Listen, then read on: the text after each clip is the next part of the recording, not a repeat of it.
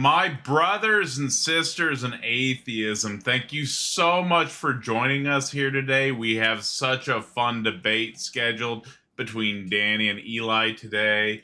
Spectacular to have y'all all here today. Well, once again, I'm so excited for tonight's topic. It's Eli Nix, who's Christian, and then Danny Philtalk, atheist, over the topic, is atheism possible? Danny's taking the affirmative. Eli will be taking the negative tonight. With that, the format's going to be the same as always, right? 8-minute openings and closings, an hour-long open discussion, and up to an additional hour depending on audience engagement. I am excited for this debate. Let's go ahead and do introductions here. Danny, since you're taking the affirmative, go ahead and introduce yourself, share a little bit about yourself with the audience. If you want to put your link in chat, or here, I'll put your link in chat right now, actually. But tell the audience a little bit about yourself, some of the people you've debated, that type of thing. Hey guys, I'm Danny. I go around causing trouble online. I like philosophy. I like to debate topics surrounding atheism, theism, Christianity mostly. Yeah, I mean, I have a channel, but I don't really post. I kind of stopped posting a few months ago. So don't subscribe, don't like, don't watch. All right. That's all I got. Interesting intro for sure. Thank you, Danny. And then Eli. Man, I could almost have an identical intro. Really, it's pretty much the same. I run around causing some trouble. I like debating atheists. I like to also debate Protestants and other religious positions, like Muslims and such. And yeah, same exact thing. I do go live on TikTok every now and again. It's not scheduled. This is a hobby for me. But if you follow at Eli Nix Live on TikTok, I take guests up one by one and have these kind of conversations all the time. Gotcha. Well, thank you for the introductions, y'all. If y'all are both ready to rock and roll here, we'll go ahead and start the introductions. Probably not going to take all the 8 minutes. I was sort of perplexed at the topic about whether my position was even possible. The way that I look at whether something's possible or impossible is that there are different systems of constraints. Those systems have certain axioms or kind of starting truths that make other things impossible. So if there are no true contradictions, right, then if something's contradictory, then it's necessarily false under that system. But some people talk about how the different types of possibilities, those are called modal variety. So if it's logically impossible, then maybe it leads to contradiction. If it's conceptually impossible, right, based on the way that we use the terms and our concepts, it's impossible. If it's physically impossible, maybe we look at some laws of nature. We look at what the kind of descriptions about physics, and then from there we say that things can't happen. But there is, as far as I am aware, no no modal system by which makes atheism impossible. And at that, I don't think there's any system that makes theism impossible either. I think that atheism and theism are possible views, right? There might be certain types of or forms of those views. For example, you might think that naturalism is impossible, and usually naturalism is taken to be atheistic. So it might be that naturalism is impossible, but atheism is possible. It might be that Islam or Christianity is impossible, but doesn't mean that theism is impossible, right? So I think the broad sense of theism, or what theism is, that there are gods, or at least one god or more, that's possible, and to deny that is certainly possible as well. It's just kind of bizarre to me that someone would think that those statements lead to some kind of inconsistency in any kind of system of modality or modal variety. So, I mean, that's really all I have to say. It's sort of a bizarre prompt, in my opinion. But maybe my debate opponent will clarify or present an argument for why an atheist should think that their view is impossible. Are you giving up the rest of your time there? Yeah. Perfect. Thank you so much for the opening there. And then let me know when you're ready, Eli, and I'll go ahead and start your timer here. Ready to go. Perfect. You've got 8 minutes. All right, awesome. So starting off, yes, with the prompt, is atheism possible? I mean this to be is it possible for atheism to be true? Not, is it possible to hold the belief? Is it possible to reject the notion of a God? I know that it's possible for my opponent to do this, but what was initially the prompt that kind of got shortened was, is it possible for atheism to be true? This is the implications of atheism, and specifically the positive claim that's wrapped up in atheism, that it is possible there is no God. And I'm looking not strictly, I think that in many ways, in many of the modalities he pointed out, it's impossible, but specifically metaphysically, looking at the distinction between a teleological world and a dysteleological world. For an atheist to say that it is possible there is no God means that there's a possibility for an account of knowledge and logic and the systems of validity that go into epistemology in a dysteleological universe. And that's what I'm here to show is not possible, and that actually any claims to knowledge from an atheist position leads to vicious circularity that makes the possibility of knowledge impossible. It makes knowledge impossible because ultimately there's no starting point. They can't get off the ground. And again, the dysteleological metaphysic cannot get you to what you're trying to prove. So, for example, in philosophy, typically, metaphysics is prior to epistemics, and I would argue that it has to be. You have to have some. Go. Yeah, let's hit it. So, back to where I was headed. So, metaphysics prior to epistemics. You need to have some type of account for the structures and ontology of the external world to give conditions to knowledge and conditions to your theory of knowledge. But where the vicious circularity comes in is you have to then say that you know these things about your metaphysics that somehow also inform your epistemics. So it's a vicious circle. What came first, the chicken or the egg? What comes first, the metaphysics or the epistemics? Another way to point this out is most atheists, I would believe, would agree that truth is what corresponds with reality. Well, there's one of two ways you can go about this. Either your principles of validity correspond with something in reality, and we need to know what that is, and how a dysteleological accidental universe can create and account for reality with principles of absolute validity. Or you're saying that they start and begin in the self, and the same problem is there. How? Because you ultimately can't escape metaphysics at all, because you're saying that biologically you start with some type of principles of validity. But how is a dysteleological accidental world doing that? Or you fall into complete relativism, that truth isn't actually what comports with reality. It's what comports with my system. And then any system can get to any notion of truth. So there's a dialectical tension between epistemics and metaphysics in an autonomous epistemology. And I'm contrasting this with a theonomous epistemology. Autonomous epistemology is autonomous man believing that knowledge comes from himself alone.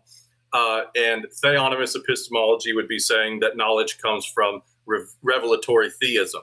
So we have knowledge. Knowledge must be possible. There has to be an account for the possibility of knowledge.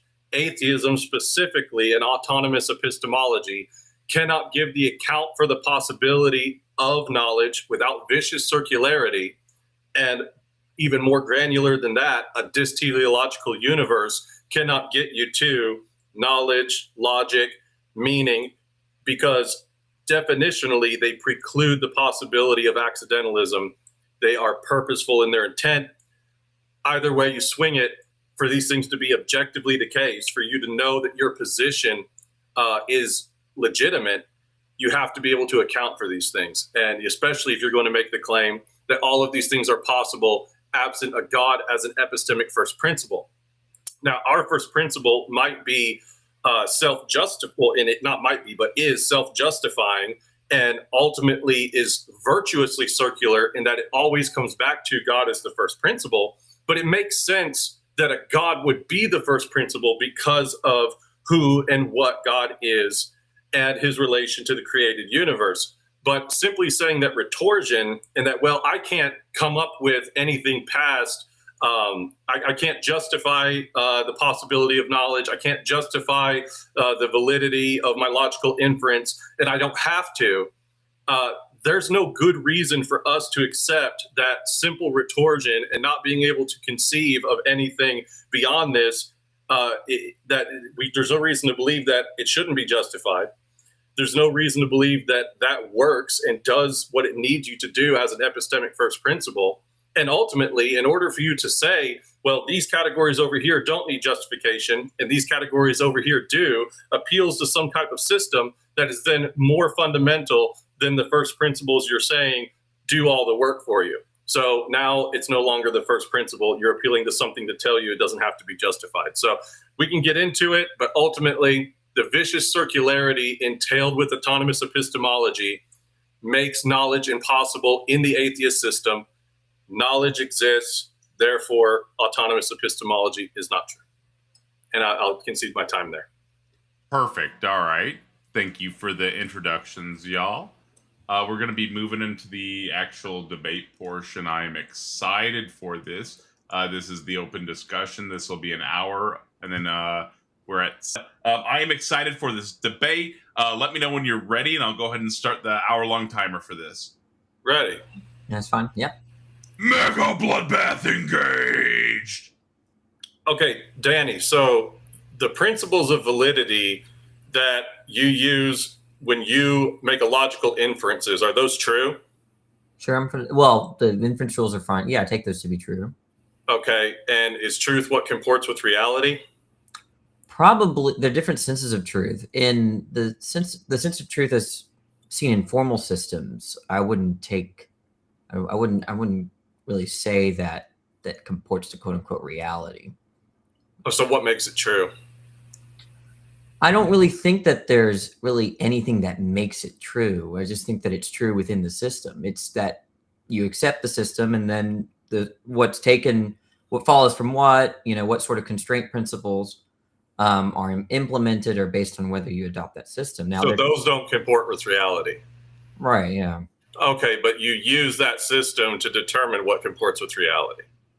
Not exactly. I don't really think logic tells you about reality at all. Wait, so whenever you're making propositions about the external world, I mean, you have to use reasoning in order to address and know anything about the external world, right?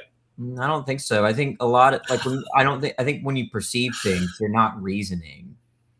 When you perceive things, you're not reasoning about what you're seeing? No. Okay, so when does the reasoning come in? Well, once you have certain commitments, right, there are entailments of those commitments, right, depending on what sort of systems you might adopt, like what formal system you might adopt. But yeah, I don't think logic... I think that's kind of ridiculous, Danny. I mean, you're saying that going throughout life, we're not utilizing reason in order to interact with the external world? No, the point is that we get data from our sense perception, okay? And so we can talk about what the implications of that data is. But well, you have to evaluate it, right? And what is an evaluation? I don't think you evaluate and you don't evaluate data? You cut me off. I don't think you evaluate like the fact, like you're seeing a red shirt, right? I don't think you're evaluating that. You're just seeing it. Well, I mean, but again, that proposition, I'm seeing a red shirt, would have truth value, no? Yeah. Okay, so that's a true or false evaluation of what you're seeing. I think any time you engage in perception, to some degree, you are analyzing the true or falsity of what you're seeing such that you can interact it and then communicate about it in a meaningful way. I don't see how you can divorce that. I just don't see why it would be analysis to see something red. How's that an analysis?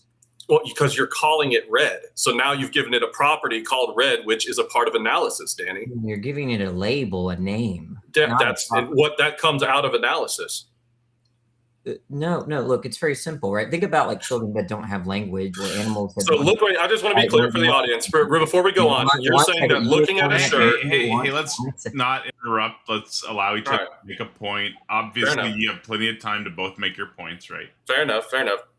Yeah, like think about children and animals, right? They don't really reason to the fact that they're hungry or that they're seeing the face, right, of their parent, or that they're seeing colors, or that they're having pains. They don't reason to those things, right? The idea is that there's a kind of perception that's you get a certain kind of data that you don't infer to, right? It's perceptual, it's causal, it's not something that you like evaluate in the way that you evaluate mathematical. Okay, let me clarify and maybe qualify it, that in order to make a proposition about anything, so yeah, you can have like a purely neutral feeling of hunger, but in order for the toddler to say, I am hungry, in a way, even at the youngest of age, we're making propositions that have truth value, and there's something inherent to somebody hearing that proposition and saying, okay, this is true.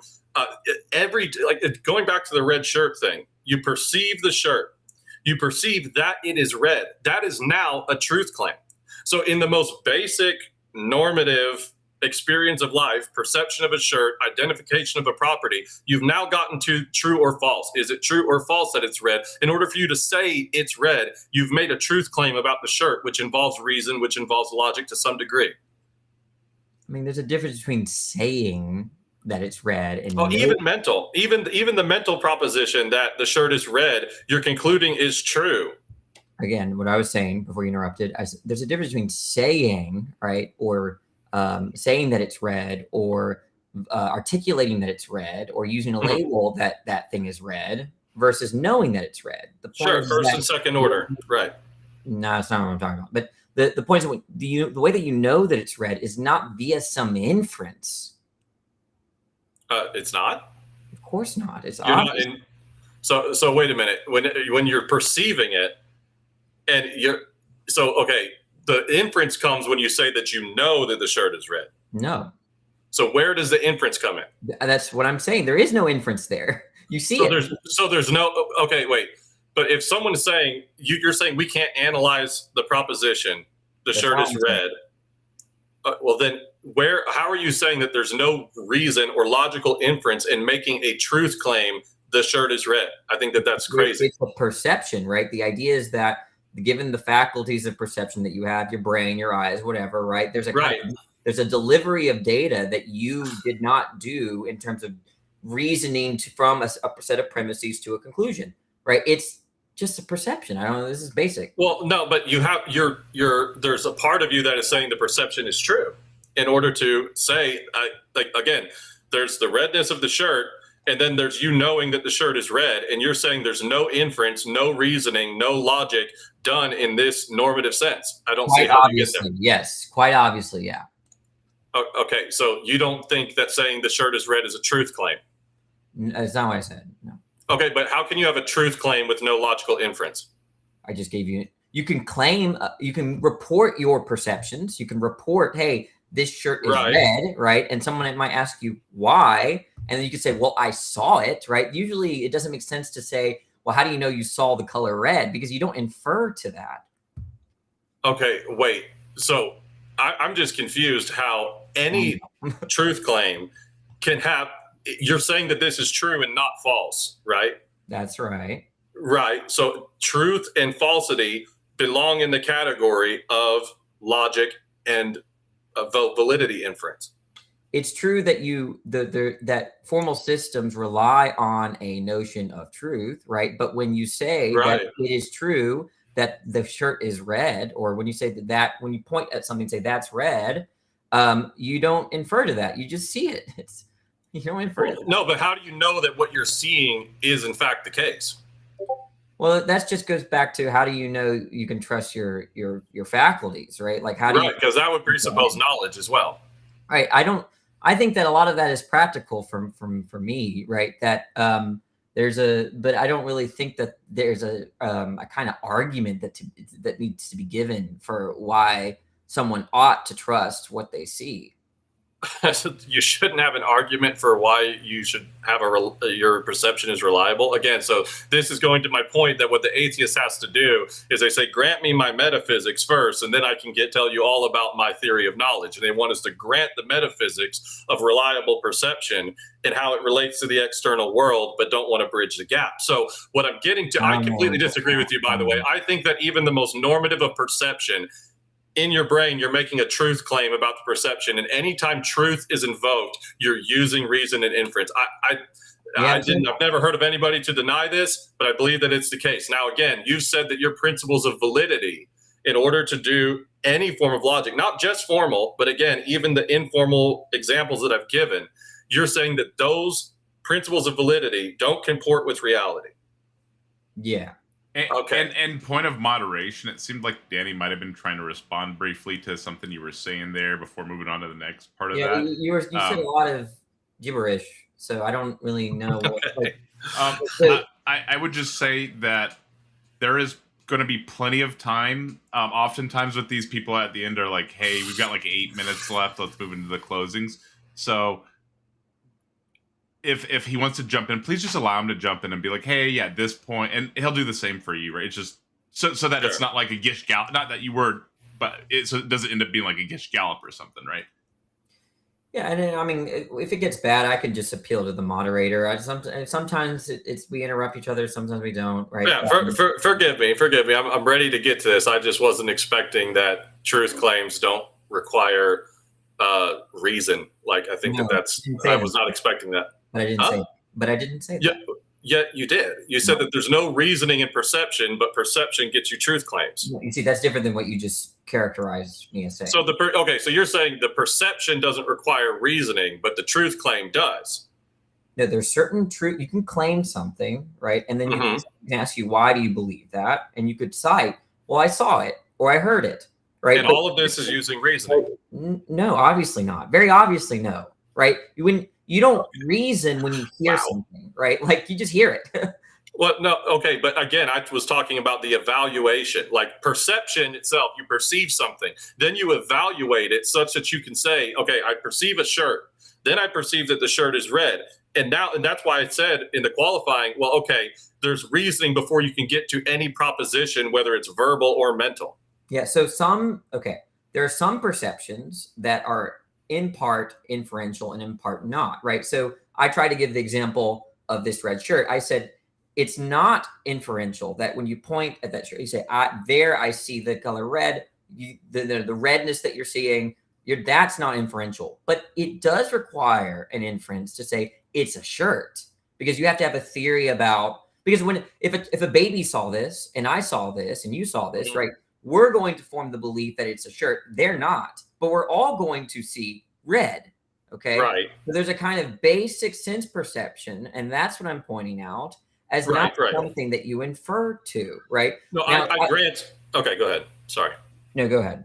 Well, okay, so I'm granting that raw, pure perception may not require reasoning, but getting to any. Okay, but then, like I said with the qualifier, getting to any type of proposition, whether it's mental or verbal, to give properties to a thing, to call it red, to call it a shirt, to call it anything, is now a truth claim that required reasoning, which requires principles of validity. Correct. Yeah, but when you see red, you just it causes you to have a belief that there's something red, right? And that's not inferred; it's caused. Okay, so again, but then when I'm talking about, we're getting to any type of truth claim proposition. Okay. Right. I know. Okay, that requires reasoning, which requires So you don't think that truth claims need reason? Some truth claims we infer to, some we do not. It's like I said, if you see something that might cause you to have a certain belief about the external world, you didn't infer to that; it just caused. Okay, let me put it to you this way: is determining whether anything is true or false an act of reasoning? No. Obviously, look. Here's a clear example. So distinguishing between true and false isn't reasoning. Here's a clear example, okay? When you experience pain, you don't sit there and reason, am I in pain? I got to think about this to make sure. No, what happens is that you feel something, you feel pain, and then that causes you to have a belief that I'm in pain. It's not something that you should sit down and deliberate. Oh, I got to think really hard to know whether I'm in pain. No. Well, I mean, hold on. Now you're conflating. If someone punches you in the face, you don't infer that you're in pain. It's absolutely you don't infer that you're in pain. Okay, but hold on. You're conflating like exhaustive inference with what could even be like micro inference. Like if I get punched in the face, initially all I'm feeling is pain. Probably like a second later. Yeah, probably like a second later, I go in my head. I'm like, I just got punched in the face, and I evaluated that with reason based off of the sense data. No, I don't. It's obvious that people don't. I don't think that that's so obvious. I think that there's obvious that what is obvious is that sense data comes in, the sense data is evaluated, and mental or verbal propositions are made which have truth value, and that truth value is a distinguishing between true or false, which is like definitionally reason. No. Look, what I mean by reasoning is something like this, right? From a prior commitment, right? From a particular commitment, right? You can make inferences about the entailments of that commitment, right? And that's a kind of reasoning, right? But when you're in a state of pain, or let's say sensations, are not commitments, okay? Raw sense data is not commitment, right? That stuff can cause you to have a commitment, and that is not an inference, right? On my understanding of inference is that inferences follow from, well, when you have a certain commitment or belief, right? You go to another sort of belief, right? From what's implied by that belief. But in the case of raw sense data, that causes you to have a commitment. It's not commitment to get commitment. It's sense data to commitment. Oh, okay. So again, like I said, the raw perception, the raw sense data does not require reason. The evaluation does. Give me the argument for that. Again, because distinguishing between what is true and what is false is definition. If it means you have a notion of truth, it means you have a notion of what's false. Is that an argument? Right? Come on. Yeah, I mean, I'm not, again, so in order to, if you have a notion of truth, do you think that you can have any notion of truth without rationality? Look, it's okay if you don't have an argument. We can move on from that. Not completely formalized, but again, informal. You can give me an informal argument. Just give me an argument. Okay, so truth requires a theory of truth. Distinguishing between what is true and what is false requires that you have a theory of truth that such that you can also see what is false. So if you make a truth claim, you are committed to certain types of validity, which one of those could be with the getting punched in the face, is that your senses are reliable, and that every time I've ever been hurt, something bad is happening to me. So now I have to, do something about this. But again, reasoning. You know what you're giving? Do you know what you're trying to give an argument for right now? Yes, that distinguishing between the true and the false requires reason, and that we possess faculties of reason. I want an argument for why, from sense data, that you must reason to a particular belief, right? I'm saying that truth claims require reasoning because you're saying that something is true. So in one sense, right, you could say that when I want to vocalize or articulate in the English language my commitments or my beliefs, right? Yeah, traditionally, right, we have to reason about what words to use. Fine, okay? But I'm talking about the belief, right? When I believe that thing is red, right, that is caused by the sense data that's delivered to me through my faculties, right? And what I'm saying is that there's no reason, and it's quite obvious that is non-inferential. Okay, even if I granted that the first order is not inferential, that's the second order would need to say that this is the case, that that your sense data is reliable. Okay, I don't want to get too hung up on the immediate actions. I could even grant that maybe I'm getting in too deep with you get punched in the face and you feel pain. And again, not just being vocalized with the English language, but even the mental content that I just got punched in the face. I still hold that that's a truth claim that utilizes the human's faculty of reason, right? But again, this is all coming from the beginning of this debate that's saying this is also what's comporting with reality. And the shirt is what's comporting with reality. I want to get this back on track to what I was originally asking you, which is that your principles of validity that go into your reasoning and into your logic and into ultimately your theory of knowledge, those aren't based on reality per your own concession, right? I mean, there's nothing, the way that the sense of truth there is not going to be a kind of correspondence theory of truth. Okay, so what kind of theory of truth is that going to be? I mean, people talk about truth as like that which is stipulated by the system or something, truth within the system. But I don't have a kind of robust articulation of that. It just seems quite obvious that, let's say if you accept the principle of explosion, that principle? It's with contradictions that anything could be possible. Yeah. Okay. Like if you accept classical logic, that's stipulated as true. Okay. So, right. But I mean, what is in reality that's making that principle true? It just doesn't seem right to say that there's anything in reality that makes that true. It's just true within the system. Okay. So then truth ultimately is relative. No, that's not. So then where does the objectivity come from? That it doesn't depend on my preference, right? That in terms of what makes it true. What makes it true is that system. Do you prefer the system? You can, well, you might accept the system and not prefer it. Wait. I wish that. Wait. Hold on. And there's a difference between accept and prefer. My grandmother passed away last month, right? I accept that as true. I don't prefer it. Okay. Right. But hold on. To conflate preference with accept, I don't know why you're doing that. Wait, no, but what I mean by preferring the system and you accept the system and you have a preference toward it, that it holds validity, that it ought be accepted. Sorry, what? So you're saying that, okay, maybe I don't prefer this system, but I choose it anyway. That choice is an ought claim now. And now I'm wondering, how is your ought claim any more than a preference? That I prefer to use this because it's valid. And then you're just saying it's valid because it's valid at that point. I'm not saying any of that. The point is that what makes that true? So classical logic stipulates what sort of constraint principles you have, what sort of axioms you might have, right? Mm-hmm. So what's true there, right, is given by that system. So when you commit to that system, right, then you're committed to certain principles of being true. So the system is true because the system is true. That's not what I said. Well, you're basically saying it's the validity and truth of the system comes from the system. I don't know how that's you not saying the system is true because the system is true. No. There's a difference between saying the system is true versus an axiom within the system is true. Okay, we could talk about the axioms. Do you see that? You see how you made that mistake? Well, yeah. Are the axioms within this? Are the axioms? Hold on. Are the axioms within the system?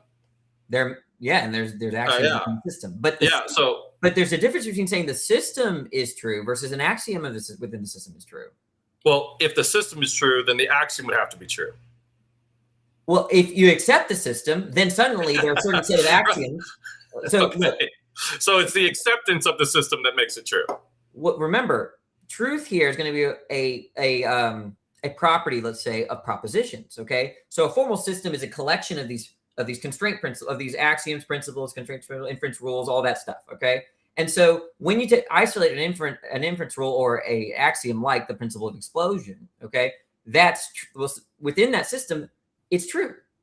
Okay, and that's what I'm saying. Are metaphysics prior to epistemology?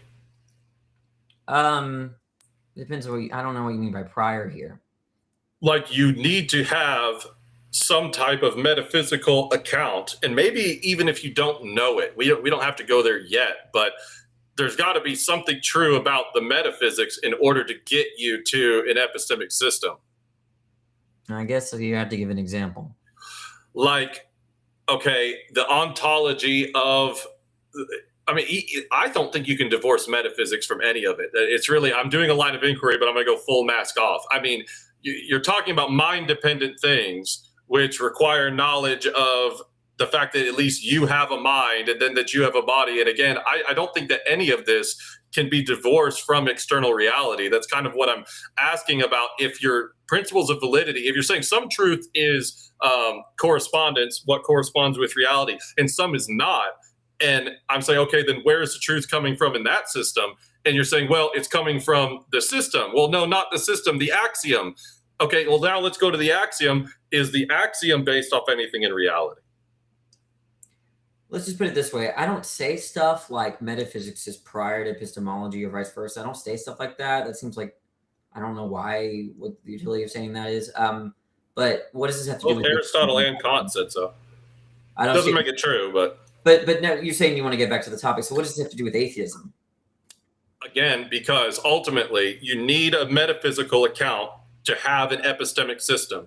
But if you're going to have a metaphysical account, you have to then say you know about the metaphysical system, which now it's a what came first, the chicken or the egg. Like, I'm trying to find your starting point, because what I'm ultimately, the challenge of the night is I'm running TAG, so centered around knowledge. Okay, you believe that knowledge exists, right? I don't think knowledge is like an entity. There's states, right, where you can call them knowledge states, but like they're not like I'm a thing, you're a thing, but knowledge is not like an entity. Well, so are you saying that only what exists, or only what is material is what exists? I'm not saying that. Okay, so what is your criteria for existence? Well, things exist. I'm fine to say events exist. Is knowledge an event? I wouldn't say it's like an event. No. It's not an event in the mind? Event in the mind? I mean, there's events by which we come to know things, but that's to say that knowledge is an event is a little bit strange. So then what is knowledge in your view? Well, I guess there are different senses. I'm sort of partial to different senses of knowledge, or at least different standards of justification. And so I don't think there's really, I'm fine to use a working definition. Like JTB plus. I can go with either of those. Yeah, sure. Okay. So now, all right, maybe let's get away from existence. You believe that you possess knowledge, right? I'm fine to say that I know things. Right. Okay. And I'm looking for the atheist account for the possibility of knowing things.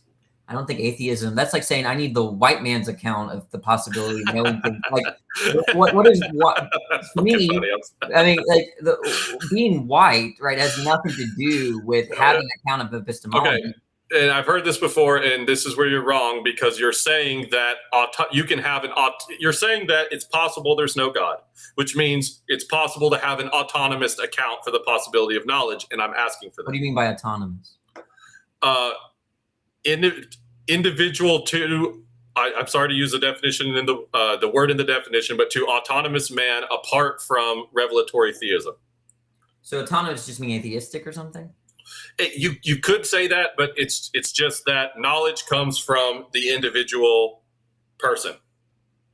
Not knowledge comes from the individual person. Yeah. Knowledge. So the ultimate epistemic foundation is ultimately, like, because you would agree that knowledge is mind dependent, right?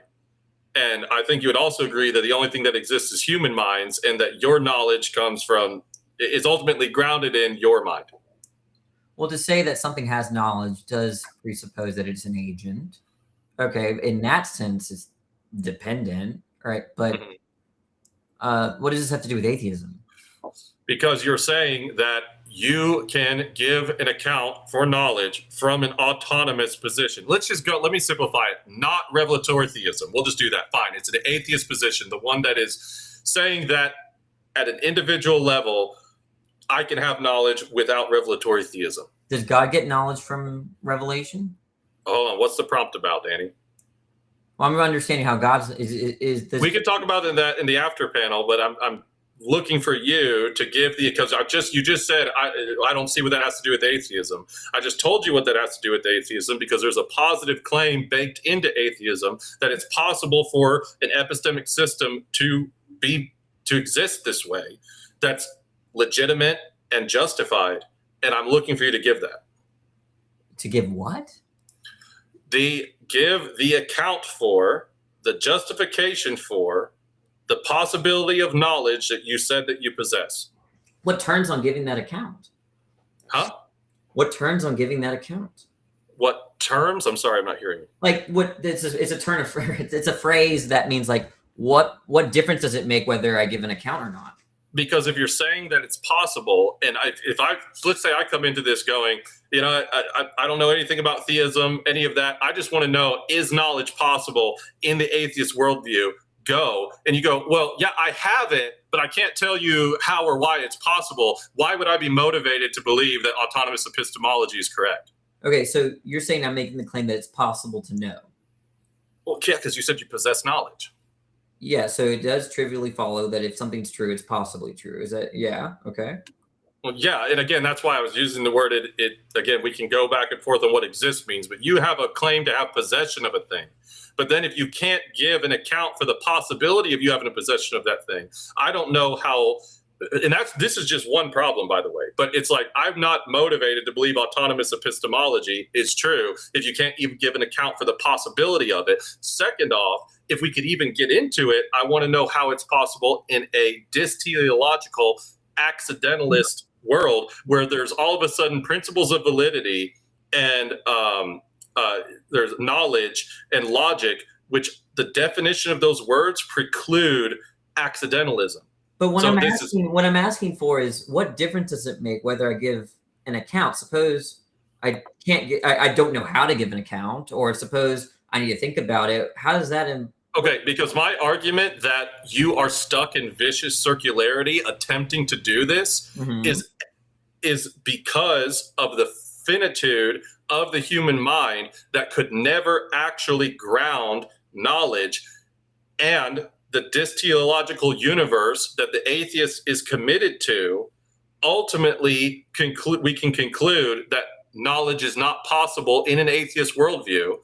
You as an atheist claim to have knowledge, therefore atheism is impossible. I don't get it. So if someone it's like demonstrating the impossibility of atheism. As an analogy, it's like saying, I can possibly play the trumpet. And you're like, oh, really? We'll play the trumpet right now.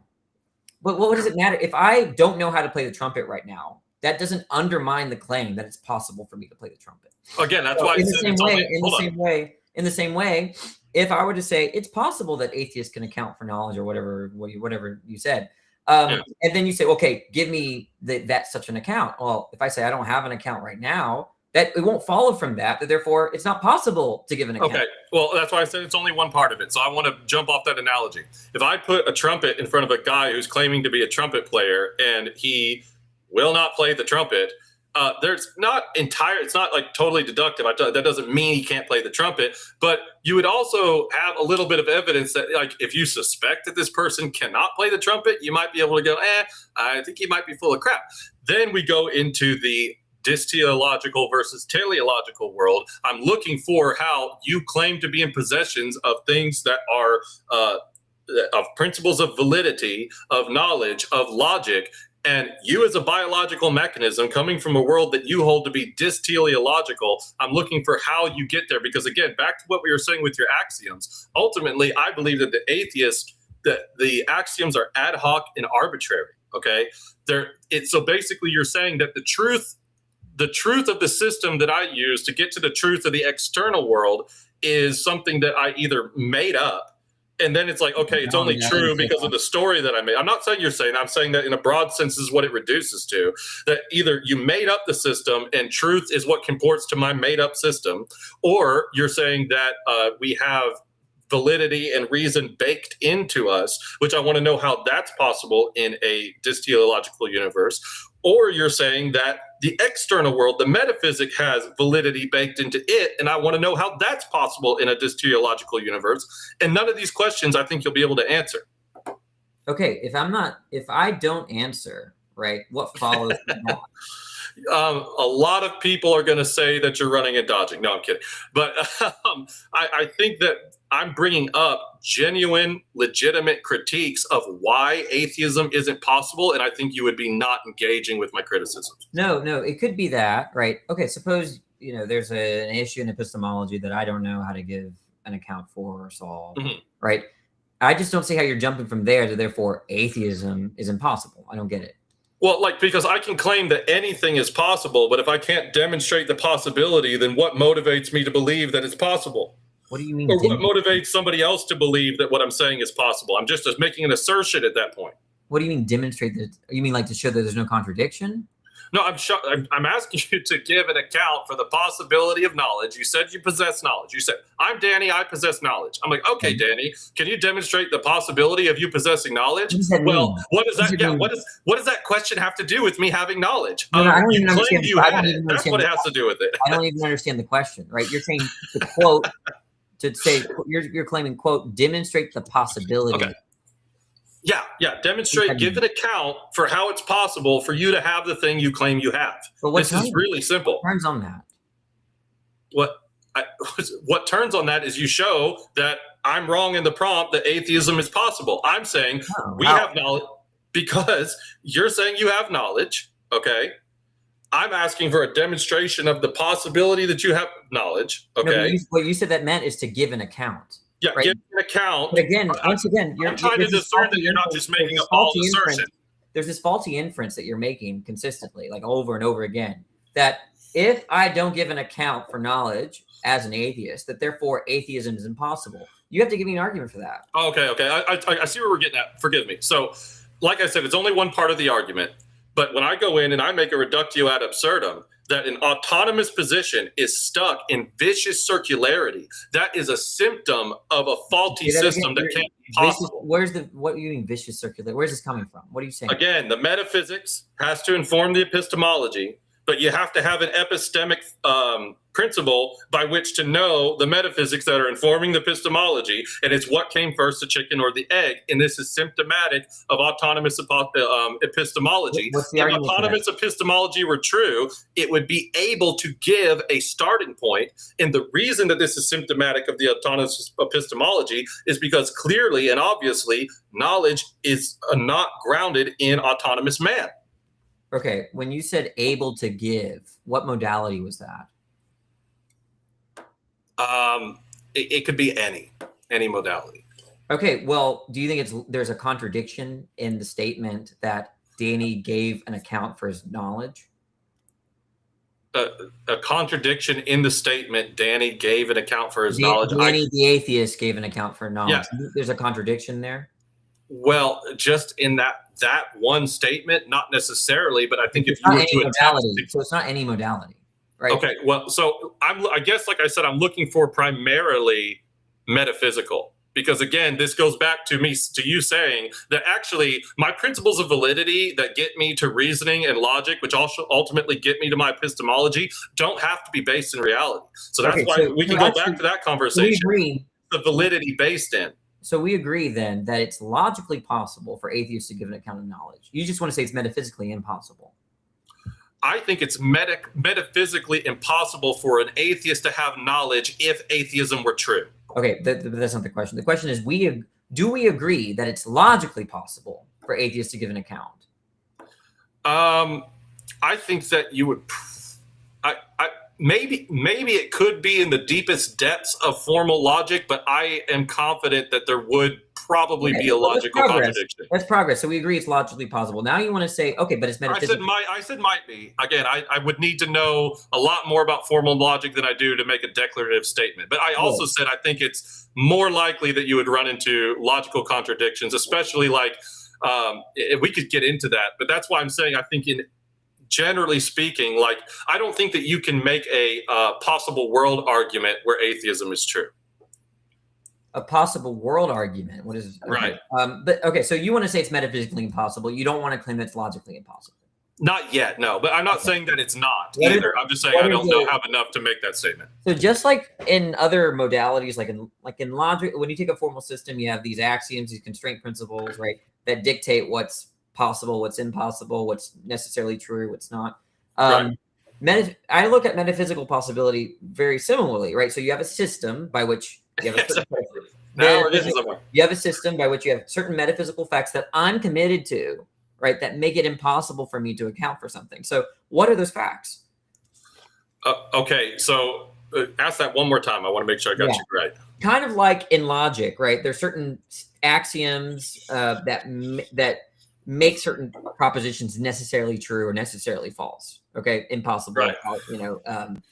Tautological, whatever. Okay. Mm-hmm. So now you say, okay, well, let's put formal systems away. It's not logic I'm talking about. It's a metaphysical impossibility here, but it still works the same way. They're going to be, instead of logical axioms, they're going to be, I guess, metaphysical axioms, we'll call them, right? By which makes it such that when you infer from those, it's impossible for atheists to give an account, or it's impossible. So I want to know those facts.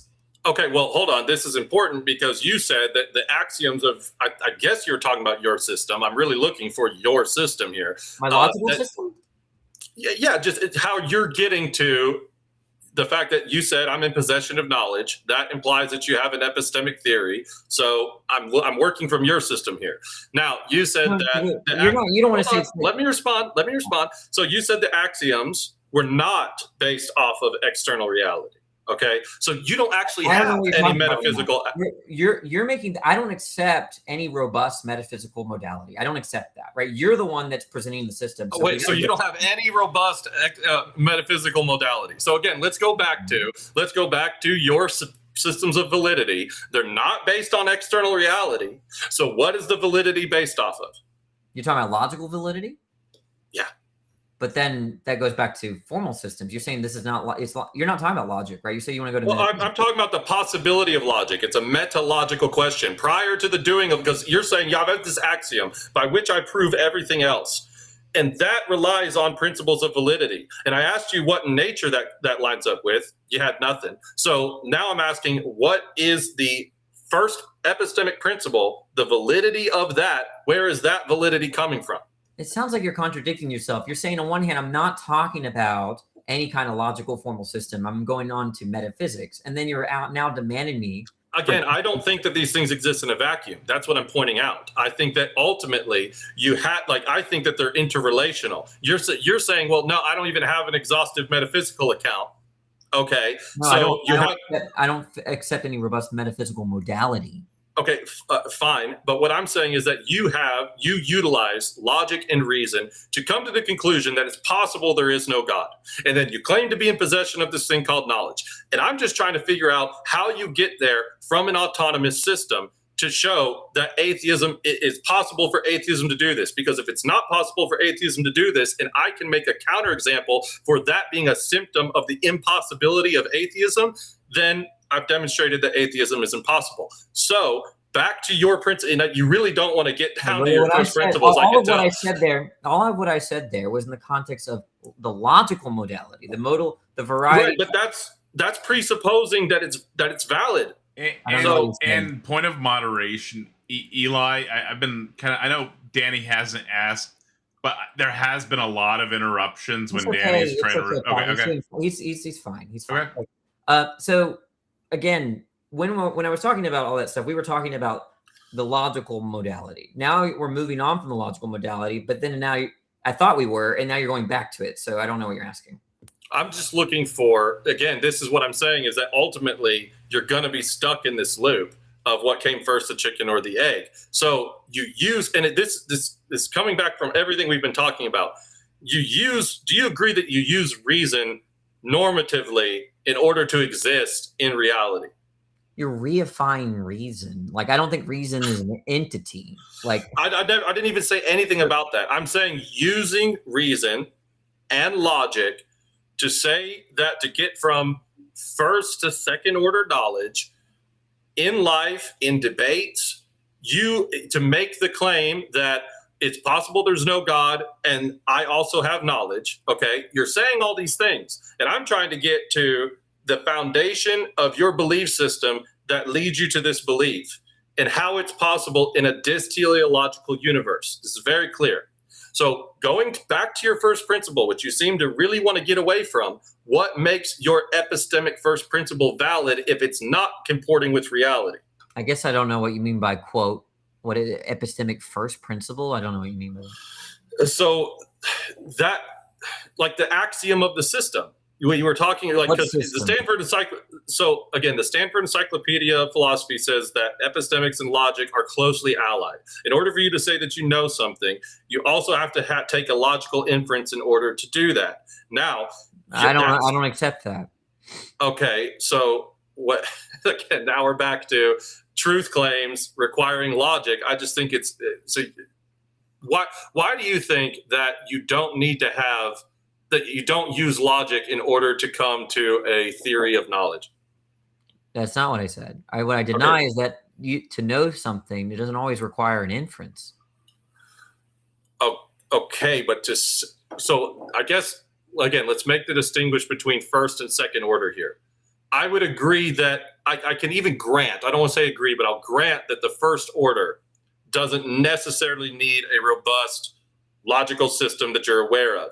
But to get to the second order, to say that you know, or you know that you have to have a epistemic theory, and that theory is based off of principles and logical inference so that you know it's true, that your theory that, that theory is true, for example, such that you would use it? I'm not even sure I understand you, but if what you're saying is that I need this like robust theory of justification that covers every sense of justification under the sun, no, I think that justification is a very vague term, right? I think that the way I'm justified, for example, that I'm in pain, right, is not near the same sort of thing where like I'm justified in accepting a conclusion given the form of an argument, right? Like I just don't. I think, like I said, I'm granting you first order now. Like I'm granting you first order. You're in pain. The shirt is red. I'm granting you first order. Now, when we get to the second order, which ironically you need in order to actually affirm the first order, you have to have a justification for the second order. But that's another circle that the atheist autonomous epistemology gets into. You keep making these claims about your system. I possess knowledge. I have a system which possesses validity. I have a epistemic system. And I'm just looking for, when you're doing these mental activities and it comes down to your first principle, and this can work in any form. This is such a fundamental question. It doesn't matter if we're going metaphysically, logically, or epistemically.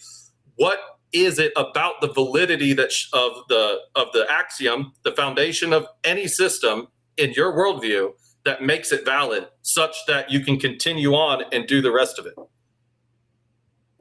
What? I don't know. Yeah. Okay. So you have in your logical system is So based like on axioms. logic or something. Logic requires principles of validity. Yes. Sure. Inference. Okay. You have knowledge of these principles of validity. Sure. Okay. And though you already agreed that those principles of validity are true, but in this sense, truth isn't what comports with reality. It's what's comporting with the system. And the system makes it true. And then I called out and said, well, wait, doesn't that mean the system's true because the system's true? And you said, well, no, it's true based on the axioms. Okay, now we're going down the rabbit hole to the axiom. What's making the axiom true? Again, I don't think there's an intelligible answer to that. It's just like asking what, like, for example, what makes the principle of explosion true? I'll ask you. What makes anything true is whether or not it comports with one reality. What does it mean to say that reality makes it such that the principle is true? Because first of all, and I want to be very careful here, I like talking about my position, and I'm happy to get into it in the after panel, but this topic is about atheism. This is kind of a two-quote. I'm trying to show you. It's kind of a two-quote way. The point is that you're not asking an intelligible question. Well, no. Okay. Now you just made that claim that I'm not asking an intelligible question. Yeah. That's based off logical inference. So you're basically saying I can't give you an intelligible answer for why my axioms are true. And how do I know that it's true that I can't do that? Because my axioms are true. This is the vicious circularity. And then you're wanting to turn it back on me and go, well, you do it. Well, my system's very different from yours. Eli, look, I let you talk a lot. Okay. Okay. Look, I'm just saying. No, too quickly. I'm just saying it doesn't really, I don't know what it means to say that reality is in such a way where now the principle of explosion is true. I don't know what that means. And so I'm asking you, right? Okay. What does it mean for some of these inference rules, constraint principles that we see in classical logic to be made true by reality? I don't know. This seems unintelligible. Hold on. Well, first of all, again, I don't think you can escape the reality thing because even your mind is existing within reality. So it could be even something being true within a system, even if I granted that, the actual foundation, again, the epistemic first principle of the system has to make sense. Like I agree there could be virtuous circularity and self-reference and self-justification. I believe that the theistic revelatory theism gives an account because God actually does the work to say, oh, it makes sense why our epistemic first principle, that which can't go further, is the case that's the one that can't go further. You're just stuck and going, well, I'm stuck. What do you want me to do? And I'm saying, yeah, you're stuck. You can't give an account for these things. And the reason for that is the symptomatic nature of autonomous epistemology, which makes knowledge impossible. I'm saying it doesn't make sense to me. You have to make it intelligible to understand a statement like the principle of explosion is made true because it comports to reality. You have not. Okay. I'll even grant that maybe not. Like comporting with reality in the sense that we're getting into my worldview. And again, I will happily go into the after panel, but I could be a non-theist. I could have no clue. I'm asking you, who is the atheist, who's holding the atheist position, it's possible there's no God. I have a system that tells me it's possible there's no God. And I go, okay, what is it about your system that allows you to know that that's true? And you're just like, you're asking me unintelligible questions. I think that's a cop-out, Danny. I think what's unintelligible is to ask me what makes certain constraint principles. What makes anything true? Again, I think I lean towards a pluralist view of truth, right? Such that there are certain senses of truth that are not such that that proposition made true by a certain relation to reality. Okay, I gave an example of something like the principle of explosion. If that's true, right, then I don't know what it would mean for reality to make that true. Okay, well, again, forget about that. I'm trying to step inside your worldview and figure out how you know that you ought to lean toward. There's something in your rational faculties that says I lean towards pluralism, and I know this, and I know that certain classical systems of validity are true, and again, we got all the way down to your axiom, and I'm like, okay, what makes that valid? And now you're running all over the place. And this is me pointing out to you that it's got to be something. Either the validity is based off of something, or it's based on the fact that I made a system, and then all truth is relative, and any system works. Where is the objectivity of this? Where is the objectivity of validity in any system that's autonomous? I don't know what you're asking. Is validity objective or relative? So when you say validity, you mean like inference rules? Yeah. Okay, I think for you to do logic. I don't think inference rules are made true by people's preferences. Okay, so then what are they made true by, Danny? Not anything in reality, right? They're made true with. Not an answer. Listen. I'm in. Forget reality. Then what's it made true by? I already answered this question. Do you remember? You said because of the system, and then you said the system is made true because of the axioms. What makes the axiom true now, Danny?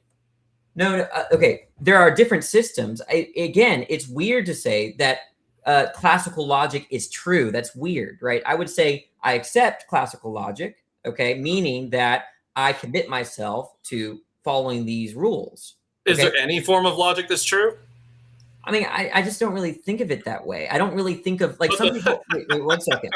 There's debate about whether there's a debate about whether there's one quote true logic, right? I don't look at that. Okay. I look at it, right, that I evaluate a principle based on my experiences, right? So it seems like that for every time there are cases where I'm faced with this kind of inference that the truth is guaranteed, or there can be cases where I don't understand what it would mean to not accept it. For example, I accept that A is A. I really don't know what it would mean to believe that A is equal to not A. Like, I don't know that. So if you're asking me, right, why am I causally disposed, or what might be some reasons for accepting a certain formal system over another, right? We'd have to get into comparing those formal systems. Okay. It's not like you're familiar with these formal systems, right?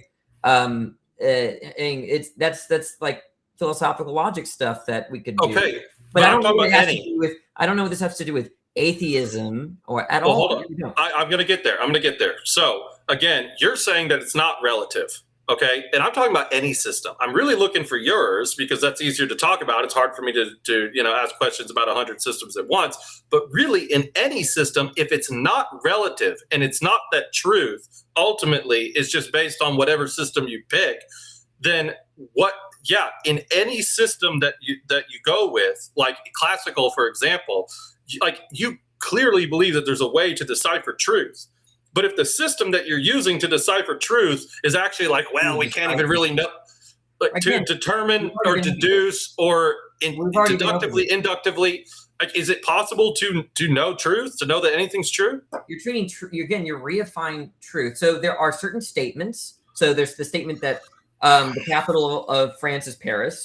I think that it makes sense to talk about a correspondence theory there. What makes the sentence true that France has a capital named Paris, right, is going to be, you need certain stuff in reality to make that true, okay? But again, not all statements that are true work that way, and I don't see what the difficulty is. Well, no, Would it maybe help to have Eli define what he means by truth?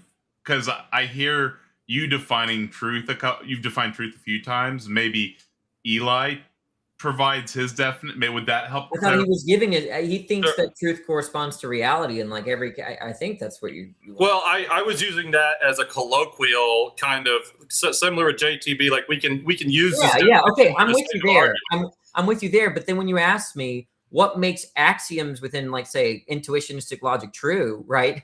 Well, there's, Hold on. But isn't whenever you use correspondence, that's based off an axiom now?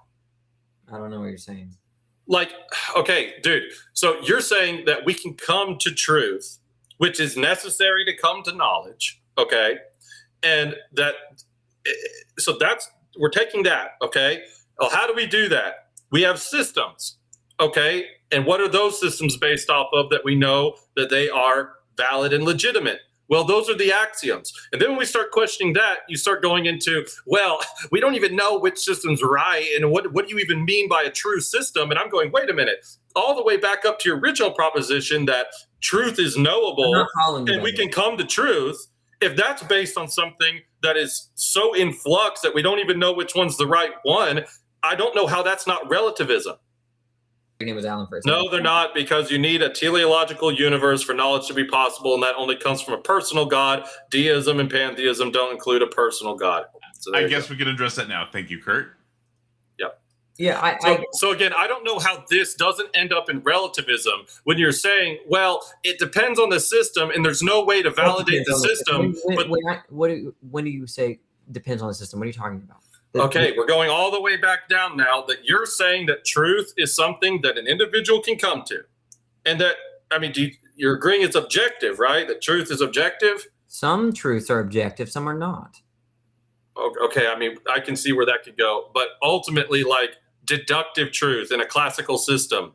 Oh, in a logic? Okay, so like in classical logic, when we say that the principle of exclusion is true, that's you're committed or to even that. Like we could get more simple with just basic premises, like, okay, isn't it that if the premises are true and the conclusion's true, that brings it from valid to sound, right? And that would be a principle that you have, and then that's how you can that's a way that you can discern. Sorry, I might be butchering that. Okay, that's fine. Yeah, but okay, the point is that they're inference rules. That was inference rule. So that's an inference rule, which I would classify as a principle of validity. Sure. Fine. Okay. And the conclusion that you come to, you can have confidence that that's the conclusion's true now, right? And that you use these systems as a tool to decipher what is true and what is false. This is non-controversial. Is all of this just a question about how do I know or anything? Because we're taught you claimed that have knowledge and that you're in possession of knowledge. And I'm trying to get to the possibility of knowledge in your worldview. And you're basically saying, Candace Owens, you can't ask those questions. Well, I don't even know what questions.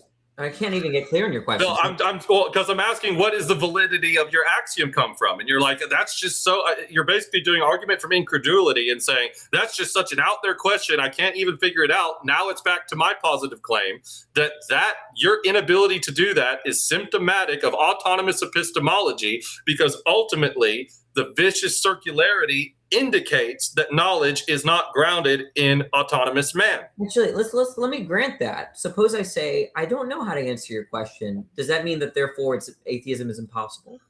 Well, that is not. So that would be invalid move for me to say, well, because you don't know it, it's impossible. I would go into. So how are you getting? So how are you getting? I'm getting there. So again, this is symptomatic of the reason why it's impossible, because as an autonomous man trying to say that, well, you grant that it's fine, but you gotta let me finish, man. I'm showing you, I'm demonstrating the impossibility here. I know it's hard to hear, but I'm demonstrating it. If your starting point, if you're saying knowledge is possible, and here's how I do it, and then your starting point is viciously circular, this is indicating that the impossibility of you being able to give the account is because knowledge is not grounded in autonomous man. It's grounded from something else. If knowledge is mind dependent, that's something else that could ground things that are universal, ultimately and objectively valid, would come from a God, a universal, ultimate truth, ultimate. Let's go over that argument carefully. So it looks like you're trying to give an argument to why atheism is impossible. So what's like your starting premise here? It just that sounded like ChatGPT a little bit. Oh, it looks like I'm just kidding. But so again, first of all, the starting premise. I could do a type where I could even reduce it this much. I need to. Do you mind really quick if I look up the formula? Or you could tell me what's the formula for Modens-Tollens again? It's P then Q. Not Q, therefore not P, right? I just want to make sure I got that. Mm-hmm. Okay, so if knowledge, a teleological universe, then the atheist is saying there's no teleological universe. Therefore there's no why knowledge. Would you say that? Why are atheists committed to no teleology? Oh, you believe the universe is teleological? No, I'm saying that's not implied by atheism. If I think that it is. There's no contradiction between, like, say, holding a natural teleology and atheism. There's just no because teleology cannot come from a non-personal, not a mind. Like this again. It's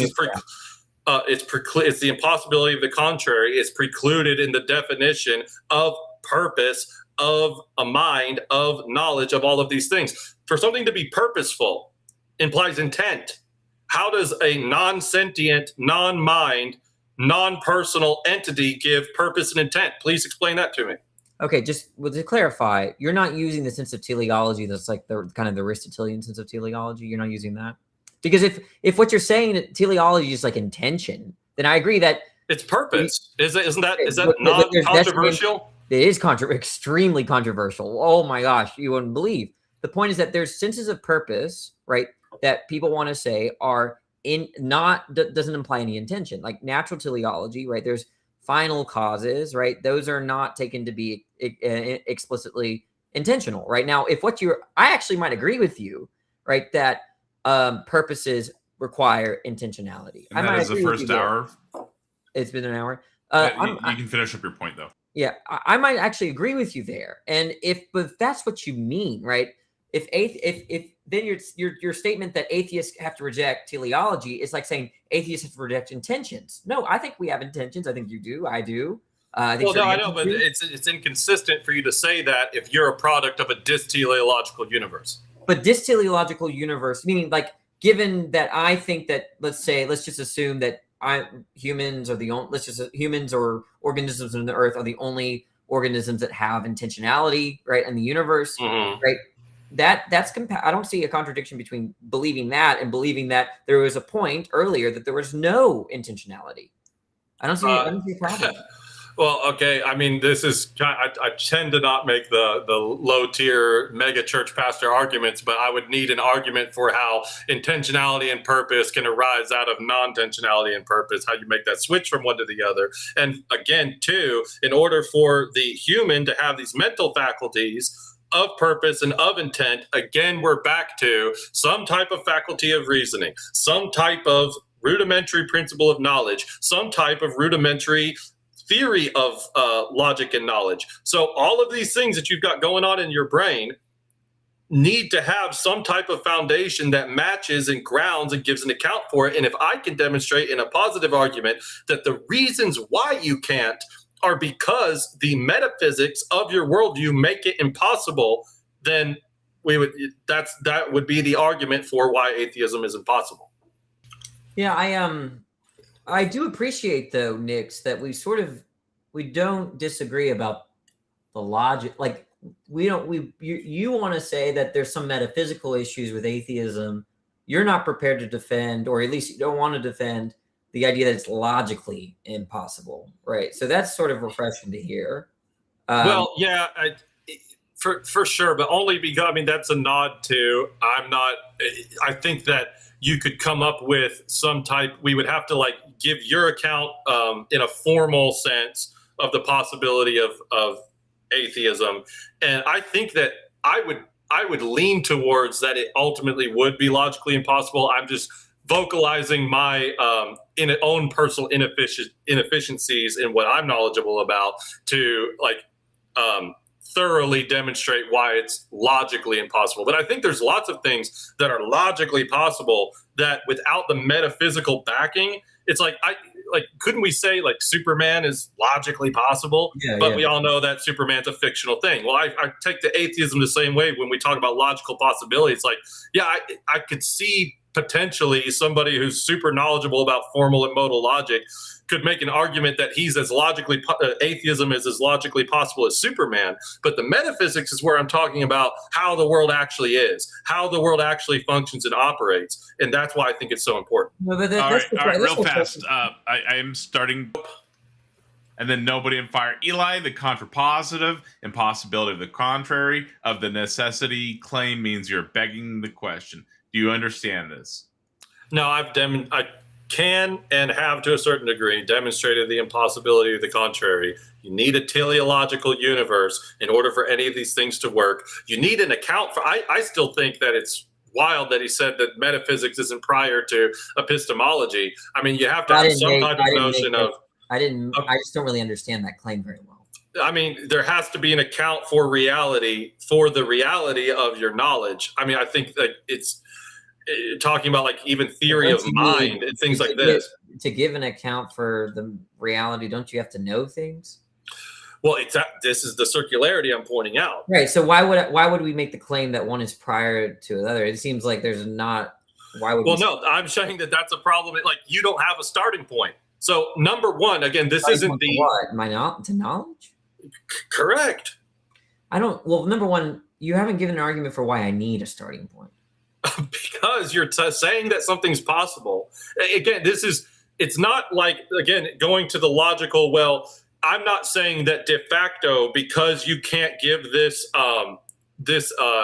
explanation and account for the possibility, that just that alone, the value of you not being able to do it is what makes it impossible per se. What I'm saying is that is symptomatic of the issues that ultimately make your position impossible. It's a demonstration that why should we be motivated to accept somebody saying, I have an autonomous epistemology, I possess knowledge, and that's possible because I possess it. I can't give you a demonstration, and I won't, and I think it's a ridiculous question. I'm saying that it's in virtually any other case, if you're saying something's possible, you can give a demonstration and account for that possibility. But in this one, uniquely, you can't. And that's why, again, getting to the axioms, it appears that we're wanting to move away from that really fast. And I would too if I was an atheist, because ultimately it's reducing to relativism. It's reducing to solipsism. And again, none of these things are possible in a dysteleological worldview. Yeah, I just don't. I think you of all people should understand why none of that really works, because presumably you're Trinitarian. Do you think that when I press when I press Trinitarians about how they understand the Trinity, and they don't know how to give a satisfactory model or adequate model of the Trinity, do you think that's symptomatic that it's incoherent? Well, no. Again, I think that somebody being unable to do something out of like maybe lacking the knowledge or lacking the skill. What I'm saying is that no atheist can. It's not like, because here's the thing: a Trinitarian could possibly give an account. I'm saying atheist, it's impossible. You can't do it. Meaning it's logically, well, you don't mean logically impossible. I'm saying that I'm not sure, full disclosure, I'm not sure what modality exactly. I'm saying that you being unable to do it is not a skill. It's not, well, hold on. Just maybe you can help me, Danny. Maybe you can help me. It's not a skill issue. It's a system issue. And that's why. No, look, here's what because you said something like, okay, you might be saying something like this, like, every time I talk to atheists, I ask them to give an account of their metaphysics, their knowledge, right? And they always like fall flat on their face. And look, Danny, this is symptomatic, right? You're part of the problem. You're just symptomatic of the incoherence of atheism, right? I'm like, Well, okay, maybe we suck at answering these questions, maybe not, right? But I've had experiences where I press Trinitarians, and I've never heard a coherent account of the Trinity ever. I think they fall flat on their face all the time. But if I say that, look, every Trinitarian that I talk to just fails to give an account, that only will get me to, it's very probable that this doctrine is incoherent. Correct, right? Correct. And I talked about that. But the topic of the debate is not about probability, right? Mm-hmm. So this symptomatic stuff really doesn't matter to bear your burden. Well, first of all, again, I think it does in the sense that if you're going to say something if you're just making the claim that something's possible and you can't demonstrate it, then that's a failure of the burden that you have in your prompt. But what I have also given a demonstration for why this is the case. And honestly, I actually do think that when it comes to not being able to give the account for the possibility of knowledge, that is a logical impossibility because it always ends in vicious circularity every time, inescapable. There's nothing in logic, right, that condemns circularity, right? Like vicious circularity, fallacious circularity. Well, their fallacy is more of a rhetorical sense of fallacy. So if I beg, because question-begging arguments are valid. Yeah, I know. But again, when we're talking about the soundness of something, I'm saying that vicious circularity does, and especially here's the problem, is that the thing that is viciously circular in your worldview is supposedly the foundation of the worldview. So how can the foundation that you're claiming, this is the thing that I have to have in order to get to everything else in my worldview, but that's viciously circular. Is that what you think atheism is? Because look, I don't think atheism is a substantive worldview. I mean, this is a mistake that I think a lot of autonomous epistemology, saying that I can have knowledge. You're just saying atheistic epistemology there. Sure. I'm saying I'm using this frame to not, I understand atheism is just a rejection of a claim, but again, nobody is presuppositionless. Nobody is worldview-less. There is no neutral worldview that doesn't come with a slew of metaphysical and epistemic baggage. In order to make the positive claim, I don't know if I agree with that. I don't really think that everybody has to have a quote robust worldview about everything. I think that's I never said robust. I just said there's nobody that's positionless. But then what do you mean? Is like having like, let's say you think that we should have a monarchy or something like that. Is that a worldview? Yeah, it's part of a worldview. Okay, yeah. So you know what goes into a worldview is metaphysics, ethics, and epistemology, and monarchy would be under the ethics. Okay, so basically worldview just means a philosophical position or something. But again, this is all coming back to like, you believe you have a self. You believe that you're a self occupying a body. Maybe you have a different thing about that. You believe there's an external world, or maybe you don't, and it's all idealism. And nobody is neutral to this. They're accessing metaphysics. They're using reasoning, and maybe they have an account for it, maybe they don't, but their account of the metaphysics in the world ultimately has to inform, like, how can I say this? Like, let's say I lived on a planet where there was no water whatsoever, and then it's like you wouldn't have the belief that you could drown because there's no water. Or someone could say, I believe I could drown, but then that's unjustified because there's no water in the planet. So this is the tie between a belief and the metaphysic that actually makes something possible in the real world, right? But ultimately, I'm trying to focus in on the fact that your first principle, your starting point, which I don't even think you can actually get to a starting point. I don't see can you give me the argument for why we need a starting point? Like, what's your argument against infinity? Because you claim to have knowledge. Does it just fall from the sky? Does it beam into your head? Is it magical knowledge fairies? Just for example, how do you personally rule out infinitism? Well, okay. Can we save that for the after panel? I'm really wanting to. This is your positive. I've done for context. I've done a lot of positive. I'm pointing out that you're kind of presupposing a type of foundationalism, which I have not seen enough on. I'm saying everybody presupposes some type of foundation. Okay, but that means you've ruled out infinitism. Sure, but this isn't about whether or not Orthodox Christianity is possible. This is about whether or not atheism is possible. Why are you wanting to move away? I want to talk about the circularity of your foundation. You're confused. You are asserting to me that foundationalism is true. I don't accept that. Well, So hold on. Just because I say that you have to have some starting point doesn't mean that strictly I'm saying foundationalism what do you mean by is true. starting point? I mean that if you're going to say that I have knowledge and knowledge is possible, there's got to be some type of system, some type of starting somewhere to make. You can't just baldly assert that this is the case and then give no good reasons or explanations for how that is the case, and then expect for you to win the problem that atheism is possible. My only claim is that I don't see any contradiction in atheism, and I don't really accept the whole. I remember I asked you. Okay, you have validity in a teleological world. Okay, again, by teleological world, you mean a world purposeless. But you mean a world without intention. Correct, or purpose. Yeah, but I think we're in a world with intentions. You have intentions, I have intentions. Where is the intention in the world? You have them, I have them. Okay, so it's the validity of a system is relative. Where are you getting that? Because I said you're appealing to validity in a teleological world.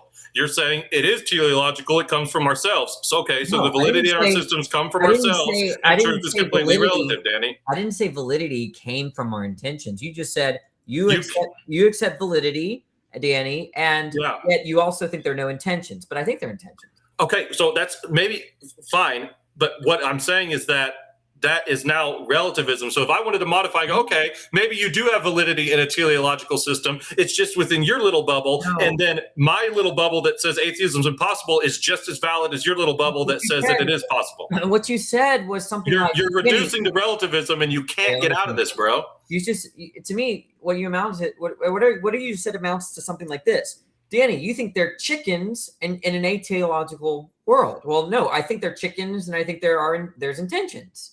You can't have validity. Validity is connected directly to the teleology. By intent, you mean intentions? Yeah, intentions or purpose. So, on your view, validity is dependent on intentions. Yeah, validity is only possible with intentionality. Absolutely. It sounds like, if anything, you're the relativist or whatever, or the subjectivist. No, because that would be the case if I was saying autonomous epistemology. I'm not arguing for autonomous epistemology. I'm arguing for an objective, revelatory source of knowledge, Danny. That's my position. Your position, I'm trying to figure out where your validity comes from, and you said it's Danny's teleology. That's relativism. I didn't say that. Yeah, you did. Nope. Okay, then where is the teleology coming from? Where are my intentions coming from? Yeah. You're asking where my desires come from. Oh no, okay, wait. First of all, let's back up. Do you agree with me that that validity would be directly tied to teleology? No. Okay, so how do you have validity absent teleology, Danny? I just don't think that, for instance, the principle of explosion is made true by a preference. Well, you're just making knowledge claims. You're making knowledge claims. And what I'm asking for, where do you get the validity to make the knowledge claims that you make? And you're like, I don't know, incredulity. It's not going to work.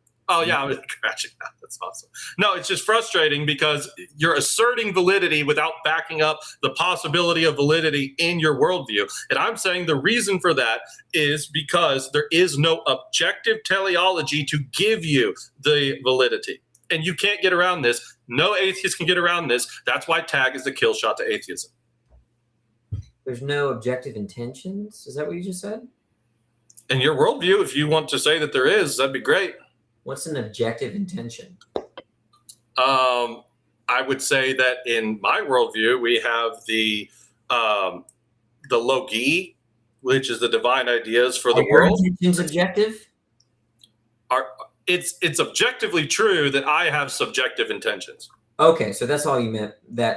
So by objectively, okay. What you're missing here is that the principles of validity that you're saying is like, we can come to, you and I having a debate, we can come to like objective truth conclusions. But how is that possible if the intentionality that is supporting your validity comes from you? Now it's relativism. I don't see how you're missing this. If the intentions come from me, it's relative. Everybody wants to stop seeing Danny get red.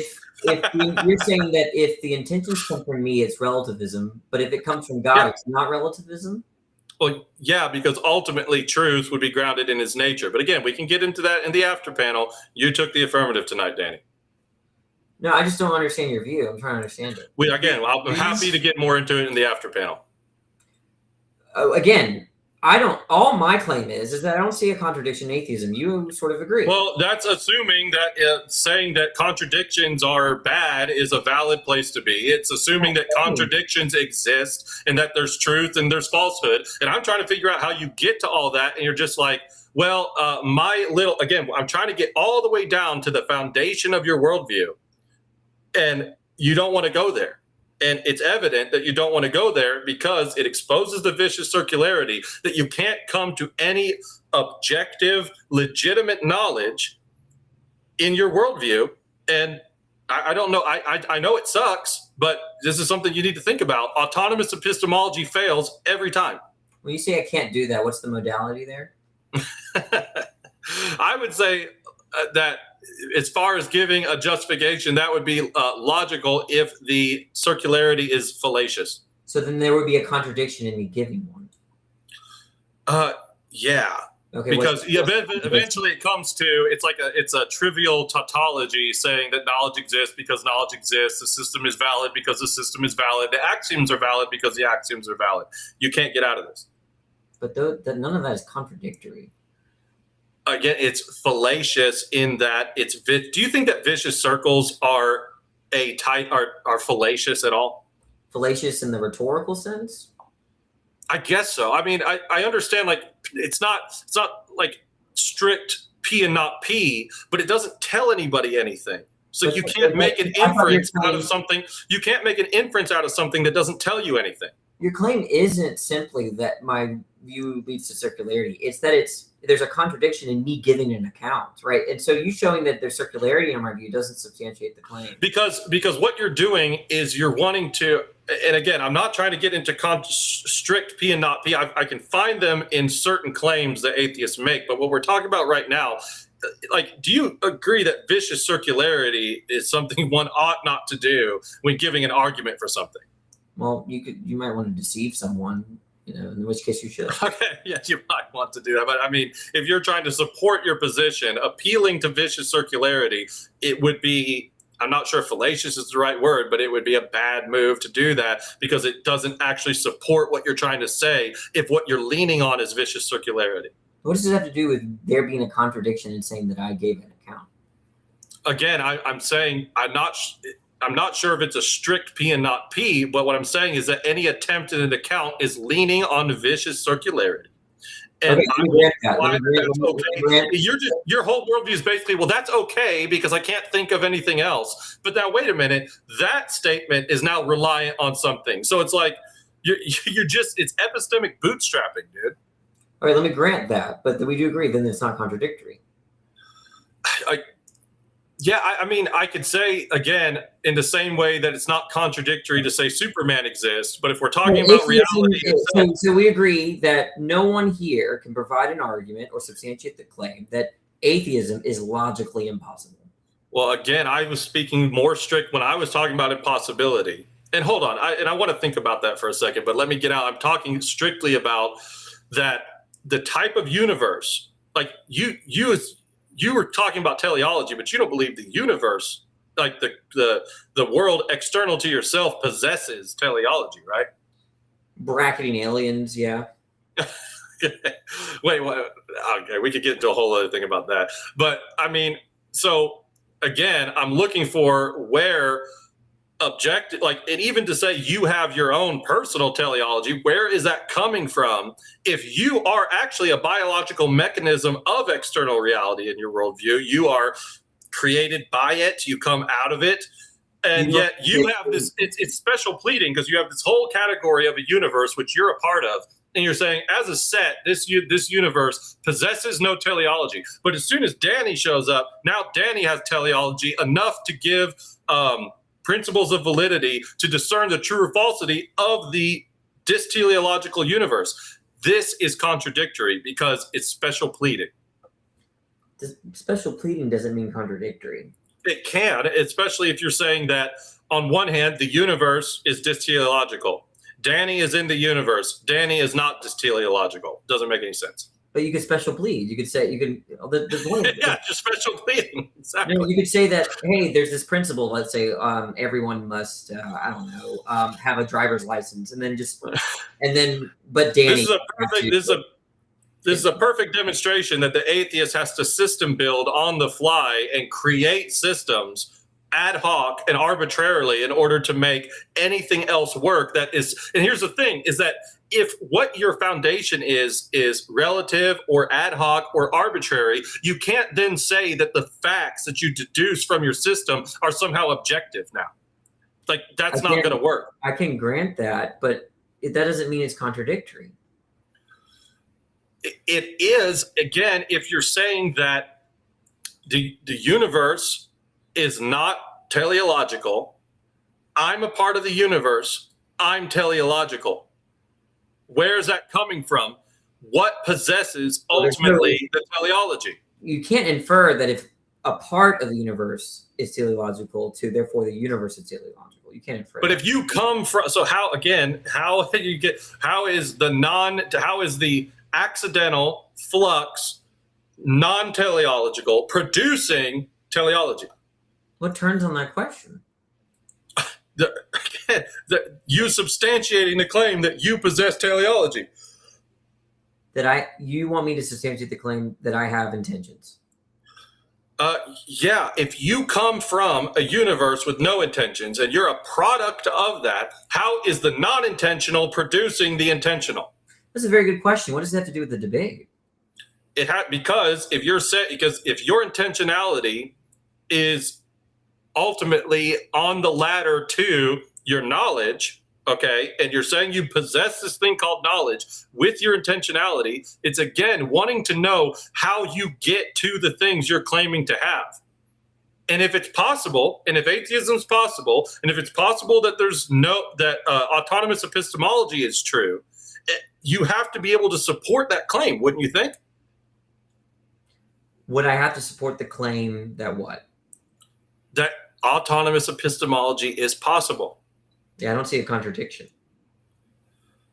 Okay, but so you're just baldly asserting that it's possible, but you have no good reason to believe that it's possible. I told you, I don't see any. I know what those terms mean. I don't see a conceptual entailment where I get a P and not P. Unless you can demonstrate otherwise. But again, the problem is it's talking about like the invalidity of a contradiction is just presupposing that you have this system of validity in the first place. That's why it's a more fundamental question. What does that have to do with anything? You're saying that, I don't see a contradiction, but my methodology to get to being able to distinguish between the contradictory and the non-contradictory, I have no explanation for that. So how can you even know what a contradiction is or what truth and falsehood is if you can't even give an account for its possibility? So you're saying for me to know what a contradiction is, I have to show that it's possible that what? Well, you have to give an account for all of these things. Why? Because other than that, you're just saying nonsensical things. I could say what's that thing Planet Peterson says, that Noam Chomsky, like the green toad is fried bacon 5 times on Sunday. It doesn't. Where is the meaning of your term? Well, this is true and this is not true. And my position isn't saying that something is false and true at the same time. And I know this. And I'm like, okay, where is the validity of you deciphering what truth even is come from? I don't know. I have no freaking clue. Don't ask me that. But I know that it's non-contradictory. Come on. I mean, but don't we agree that it's not contradictory? No, again, I think that the contradiction comes from appealing to teleology in a dysteleological universe. And again, atheism is not something that implies anything about intentions. Now you don't have intention anymore. No, I'm saying the term atheism, you don't derive. Yes, it does. Yes, it does. Because again, you're claiming that you know it's possible that there's no God. That's knowledge. So now you have a theory of knowledge, and that precludes dysteleology. You need intentionality Why would for I there to think be that? a knower Why would to anyone think that? evaluate claims. Why would anyone think that? Okay, because if there's no intention behind evaluation, then you don't have evaluation anymore, Danny. But atheism does not imply there are no intentions. What first you said atheism doesn't imply intention. Now you're saying atheism doesn't imply non-intention. Right. That's a contradiction. Right, exactly. It doesn't imply either. No, you're implying knowledge, you're implying intention. No, the position of atheism that there is a knowledge claim. That there is no God doesn't imply that they're agents in the world, and doesn't imply that they're. Yes, it does. No. Okay, then who's making the proposition, Danny? No, we're talking about atheism in terms of the statement, the sentence. Yeah, you just said it doesn't imply. Oh wait, I'm sorry, I misheard you. You're saying it doesn't imply there's no agents in the world. That's fine. I grant that it's implying that there's agency in the world, but that's implying. What? Huh? Wait. It doesn't imply either, right? Look, you could have a world where. Yeah. Oh my God, dude. I'm saying that you're making a knowledge claim, which cannot be divorced from intentionality. Again, this is very simple. There's a difference between an atheist and an atheism. Okay. But all of this presupposes autonomous epistemology, which is a knowledge claim. Now, I thought we were talking about the teleology stuff. Have we moved on? Yeah. No, this is all interconnected, dude. I haven't brought up one thing that isn't interconnected. They don't exist in vacuums, okay? You're saying it's possible there's no God and that you know this. Knowledge claim comes with intention. The world around me is just teleological, and I come out of the world around me. Contradiction. So, again, if the sentence, there are no gods, from that sentence, can you derive that they're agents or they're not? In order to say there is no God is implying now what I'm asking. that. Wait, okay, hold on. Ask it one more time. I'm sorry. From the sentence, there are no gods. Yeah. Does that sentence imply that they're agents in the world or not? Yes, any proposition implies an agent. That sentence implies that they're agents?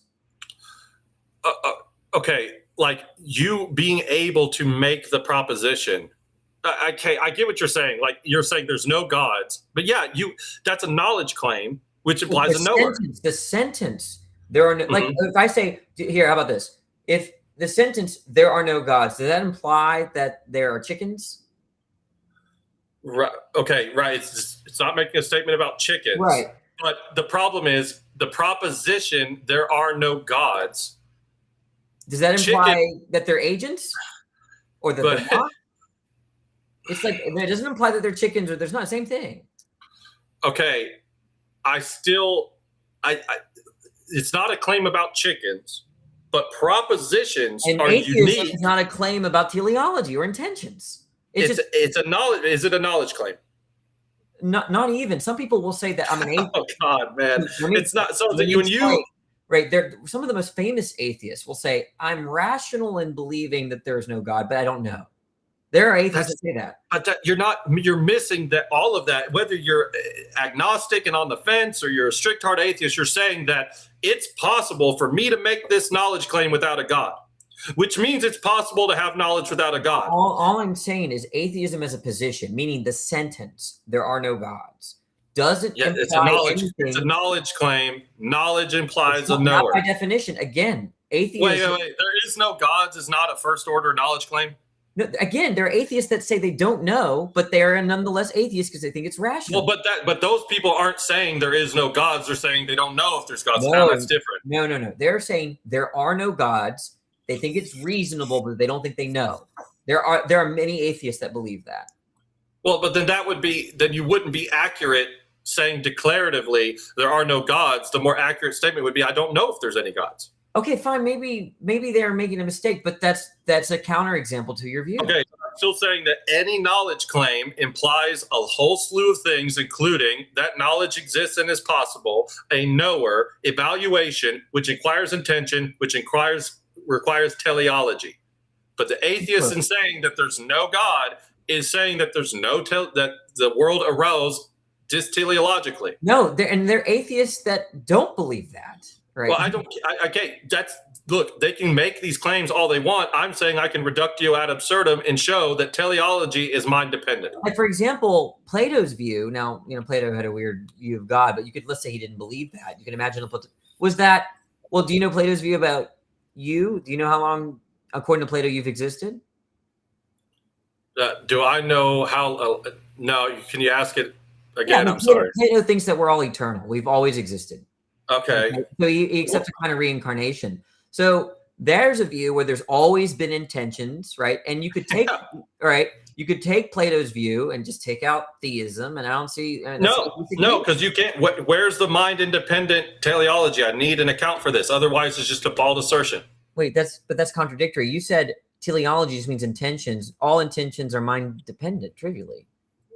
No, I'm agreeing that they're mind-dependent. What I'm saying is that you can't have a dysteleological world and then somehow produce teleological minds out of a dysteleological world. So the Platonist, the Platonist would have to give an account for the metaphysics of reality such that the world possesses intention, and then it would make sense that I have. If the world is prior to humans, show me how you get mind independent Plato's view, teleology. I don't see. Okay, suppose you're right. Okay, you need intentions. Intentions can't just. And intentions are mind dependent. Yeah, but let's suppose you're right that there has to always have been intentions, right? Suppose you're right about that. Then I would just take Plato's view. I mean, I'm saying, and I'm reducing it to absurdity by saying you have to now show me that intention can be mind independent. How does that work? Plato doesn't think that intentions are mind independent. Okay, if he's saying that there's intentionality in the world, right? Yeah. Okay, and that would be a world that existed theoretically prior to humans. Okay, so that's mind independent intention. That's a bald assertion. I need that supported. Independent intention? Yeah. I'm not following you. Dude, you just said that Plato's view says that there's intention baked into reality. Then you agreed that reality existed prior to humans. Now you have mind-independent intention. How do you get there? I see the confusion.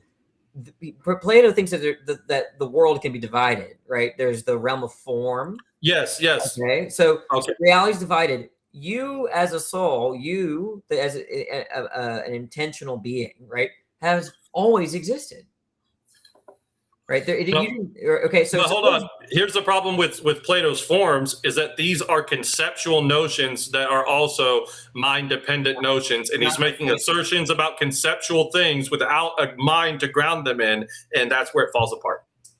The point is that you could think that the Plato's example. I'm refuting Platonism. The reason why I brought up Plato was that there's a view that you could take that's compatible that I can dismantle, and now we're back. Compatible with atheism. That's compatible with atheism. Yeah. Where teleology has always existed. That's all. I'm saying that it's not that teleology cannot exist mind independently. But I'm not making that claim, nor did Plato. Dude, if you're saying that the forms are out there, first of all, so where is the intention coming from in the Platonic view? The soul or something? Okay, now we have but you also said that it asserts that intentionality is baked into reality. Are you taking that back now? Because you did agree to that. No, what that means is that there's always been. There's a form of intentionality. No. Plato thinks that you have always existed. You being okay, that I'm eternal. Okay, well, I would need again. These are just assertions. And I'm looking for the justifications for these assertions. You're not tracking. The point is that it's a counterexample to the position that atheists are committed, right, necessarily to the fact that the world was at some point ateleological or no intent. Or dysteleological. Okay, well, that's even if I granted that. Okay, that's why I'm trying to argue your position here. But even if I granted that, I would just wonder where the teleology is coming from in a mind-independent way. I'm sorry, forgive me. I've always existed. I'm a soul who's always existed. I need that supported now. These are just I'm saying that. Moved on. I'm pointing out that atheism is not committed to a view about where intentions come from. Okay, well then that's why I'm arguing with you and your autonomous epistemology and how you do it, Danny. Okay, but then we're not talking about atheism. Are you an atheist? Yeah, I'm also a white man. Okay, but I'm looking for your account for the things that you claim you have possession over. The point is that atheism. I can refute Platonism. I can refute your position. My views, look, whatever my views about philosophy of mind, right, is going to be compatible, right, with theism, absent maybe like occasionalism or something like that, right? You could. That's all my point is, right? That atheism is compatible with the view that we've always existed, or the view that we're finite. Oh, wait a minute. Did Plato believe that the world was created? That the realm of I don't actually know the answer to that question. Okay, because that goes into also the world, as in the world, meaning like the world of sense. I mean, just reality in general, the temporal. The world is all in that sense. There's always been reality, and reality didn't have a starting point. Okay. So again, it's just like I guess I can grant that it doesn't. But what I'm getting down to is whenever I'm looking for an atheist, one of the questions I ask is the world teleological or just teleological? Yeah, atheists will have different answers to that. Okay, but again, I'm asking from your position. I can refute both. I can come to both. Because you're making claims about knowledge that are unjustified and unsupported, and ultimately, yes, have some form of contradictory or fallacious reasoning. And I'm asking why that should be accepted. Eli, if I say that I think we came from nervous systems and that we haven't always existed and that there was a state of the world where there was no intentionality, okay? And then you prove me wrong. That doesn't mean that I have to let go of atheism. That's all I'm saying. Well, no, but if I can show that atheism is not possible on its own grounds in any autonomous system, any non-revelatory system, and it will lead to some type of fallacious reasoning or contradiction, okay, and doesn't have the metaphysical account to back up this possibility, then atheism is cooked. And we can rule out atheism as a possibility when this is what atheism has to conclude to. And I'm showing that there's no way out of these conclusions that rest on fallacious reasoning or contradiction. Seems like we just changed the subject. We were talking about whether atheists are committed to a teleological view or an ateleological view. Well, yeah, again, so let's go back to the Platonic thing again. Teleology would have to be mind dependent. So if you're asserting that I could have a position as an atheist, that I have an eternal soul that's uncreated, I would need that substantiated in order to motivate me to believe in the possibility of this. Okay. But what's that to do with the possibility of atheism? I just don't get it. Because if it can't give an account, for that possibility, and it can be demonstrated that that system is impossible, then you have the problems that all atheists have. But your whole argument for why it's impossible relies on the premise that atheists are committed to, number one, an teleological view. Mm-hmm. But I don't see why. An teleological view of reality, again, so saying that there's an eternal reality and an eternal person, but there was no part of teleology is the intention of creation. I mean, if you're saying that creation as a Platonist, again, I'm just kind of wanting to get back to this, that it existed in all of eternity, for all of eternity, but had no, there's no mind behind it, then that doesn't make sense, that there's just eternal intention. That's contradictory. Plato thinks that the soul has intellect, by the way, mind. Or not, I'm sorry, non-personal eternal intention. I want to be clear. Okay. So I'm really not, I don't know where to go from here, honestly. Well, I think one thing I'm happy about is that it seems like we're settled that nothing here that you've said, we sort of agree that shows that atheism is logically contradictory. You just want to point out to metaphysical problems, and I'm not really seeing them. But I'm just happy that we agree. I'm just really happy that we agree that there's no logical. There's been no argument to suggest that it's logically impossible, and really, I'm pretty satisfied with that. Well, hold on, but again, there's no argument to say that Superman is logically impossible. But we know that Superman isn't the case in external reality. Clarification. Eli, are you agreeing that that atheism is logically possible? In the way that Superman is logically possible? I said that it could be the case. I'm not prepared to give an exhaustive account, except for maybe the fact that, okay, let me refresh this, because there's no rational. This is what Mannion said, that there's no purely rational account for theism. There's only a theistic account for reason. So again, asserting logic and logical possibility is missing the question when what are the preconditions for logic itself? So in this question of whether atheism is logically possible, first I need an account for the possibility of logic under atheism before we can even get into that. The point is that we agree that you and I both don't have any argument or to suggest that from the statement there are no gods, right? That you can derive a contradiction, right? We agree on that. Well, okay, I don't think that I can give it in a strict P and not P. Okay. But there's a contradiction in saying that there is a knower with teleology that didn't come from a god. Okay. So the point is that most people who run TAG want to say that this makes atheism logically impossible, and you're one of the few taggers, right, that's willing to admit that you can't derive a contradiction from the statement there are no gods. No, I think that you can derive a contradiction from this. Let me just now we're changing the position, right? Look, so I never said no, there's no contradiction. I've just said I don't want to speak on it without a further exhaustive account, but I'll go for it. You don't have an argument though for it. Hold on. Let me give it a shot then. You have in order to make the statement there are no gods is appealing to immaterial universal concepts. Immaterial universal concepts must come from a universal immaterial mind. mind. Support that premise, by the way? Sure. Which one? The first one. Okay. So the statement that there are no gods appeals to universal immaterial concepts? Yeah. Okay. So one would be like the law of any of the classical laws of logic would be one of them.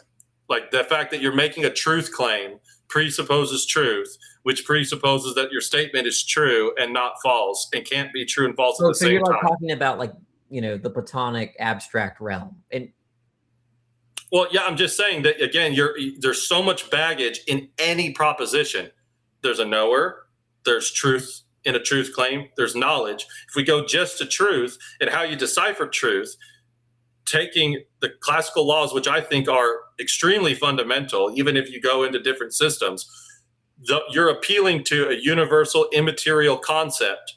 Concepts definitionally come from minds. Particular minds can only generate particular concepts. So if you have a universal concept, it has to be grounded in a universal mind.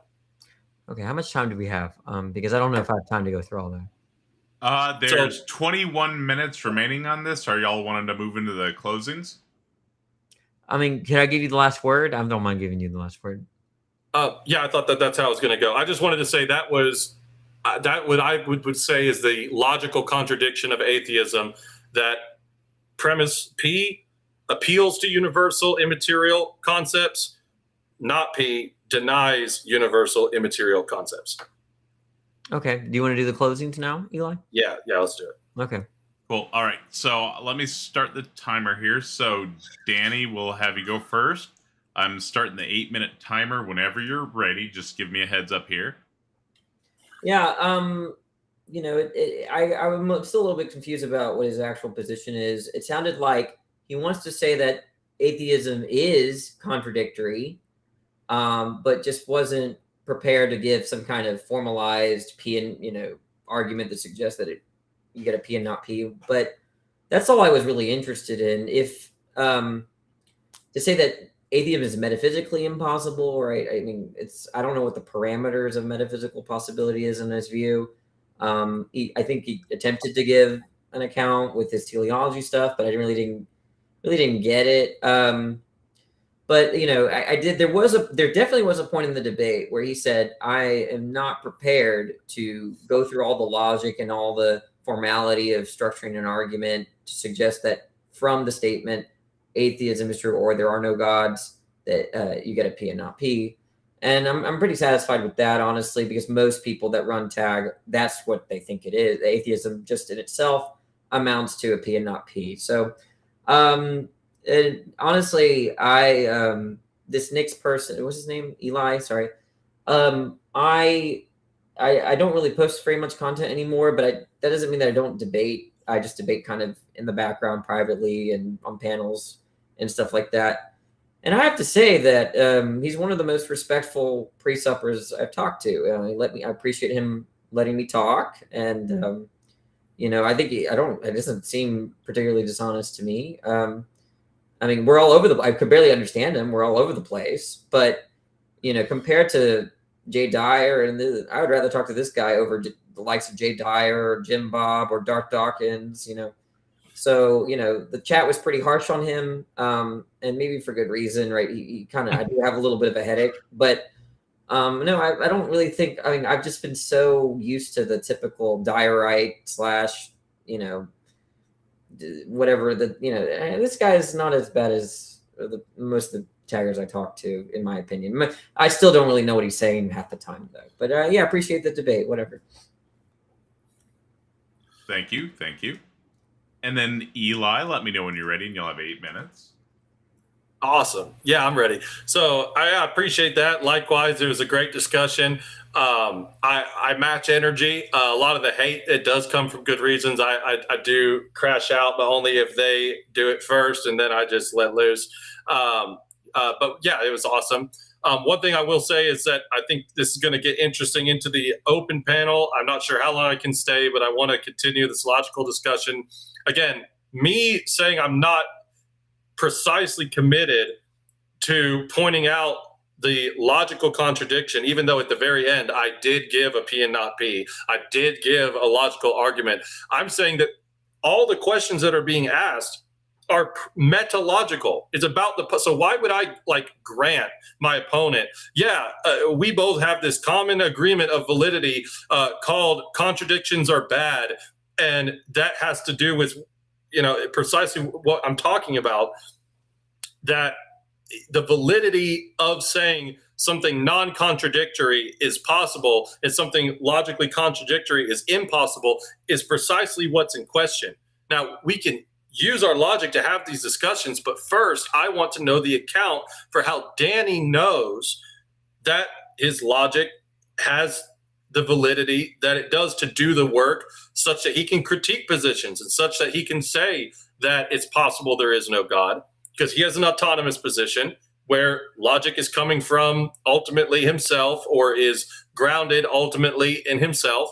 And if you noticed, when we got into actually dissecting his position and getting to the base core foundations of where everything else comes from, it was tu quoque. What about you? It was, what does this have to do with the conversation? This is the question that no atheist can answer. And the metaphysical impossibility is extremely important because you can't just claim baldly that you have teleology out of a dysteleological world. You can't run to Platonism and make the bald assertions of Platonism that everything's eternal and here's this realm, and it's just storytelling. And that's all atheists do, is tell stories and epistemically bootstrap, and they say, just grant me one of two things. Grant me my epistemology or grant me my metaphysics, which all of that, he said he doesn't understand the relation of metaphysics to epistemology, when all of that Platonism stuff was metaphysical claims about the external world to make knowledge possible. So it's okay, how is that justified? How do we account for that? It doesn't exist because it's symptomatic of trying to find a starting point within the place at the start. If there's no starting point, then that's not where it's grounded. That's what I'm trying to say. Whether you're talking about metaphysically or logic itself, you have to be able to give an account for your starting point such that what you're saying is possible. Otherwise, you're basically admitting, yeah, my entire position rests on bald assertions at best or vicious circularity at worst, which I demonstrated. And I gave the logical contradiction. So I actually think that this went really well in favor because, Danny does got a reputation as being, and he was a formidable opponent, and it was awesome. But I was really expecting more, and I wasn't expecting so much slipping and sliding, but actually I was, because that's what atheism leads to. So Thanks, Tacos, for hosting. Thanks, audience. Appreciate y'all. Yeah, and it was a pleasure having both of y'all today. I'm going to read through some comments real fast, then I'll pull people up on the open panel. I don't know what y'all's schedules are like tonight, but I would at least like to get through there's a lot of comments, and I'd like to at least read those, and then I'll